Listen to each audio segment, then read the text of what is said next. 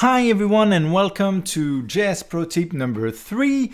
This is actually the second pro tip we do on everything date and time related, especially in terms of formatting. Yesterday we saw the formatting of dates and times by themselves. Today we're going to see the formatting of date and time ranges in local appropriate ways, and tomorrow we'll see the formatting of date and time distances, so relative times and dates forward or backwards in time in a way that is consistent with the local customs. Right now, let's format date and time ranges in a way that befits the specified locale. So we've got a couple of formatters here, still date-time format. These are US English. One is only about dates. One also goes all the way to time with minutes. And we've got like 5 reference date objects. One is on the 26th of October at 9 a.m. The next one is at 3 p.m. Then we've got 9 a.m. on the 28th of October. And then late in the day for the 4th of November and the 18th of May of the next year. So what happens when we use the date range formatter with the same date through and through? So it's smart enough not to reuse anything. And as long as it's the same day, because we're just on a date style here, even if I'm using a different time in the day, it's not going to get confused and only show that day.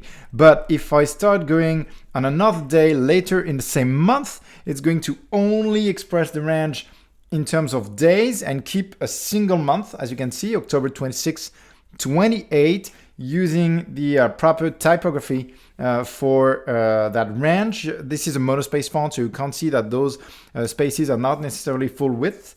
And this is likely an N dash being used between the numbers. If I move to a later month in the same year, it's going to distinguish the month, but still factor out the year as a single display. And obviously, if I move to another year, then it will display specific full dates on each side of the range. And that's exactly what we're expecting. Now, if we use hours in there, that's going to be a different story, slightly.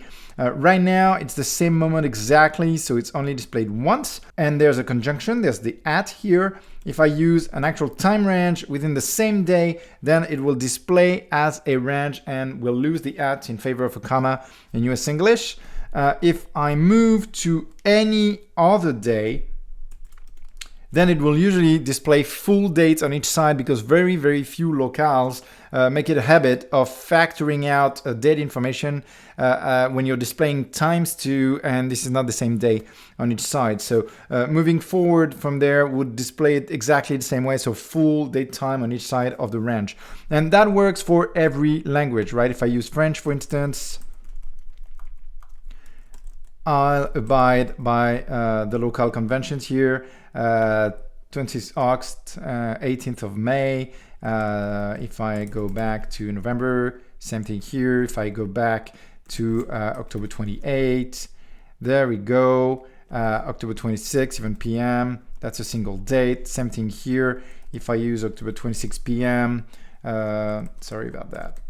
There'll be factorization, and I have that display. It's in 24-hour cycle, obviously, because, well, except for the US, pretty much everyone uses 24-hour cycle. The moment I move to another date, it's going to be full display, and that works across all the conventions in every locale. So that's exactly why we should use the Intl API instead of rolling our own and be pretty much certain we're going to get trapped into corner cases we're completely unaware of.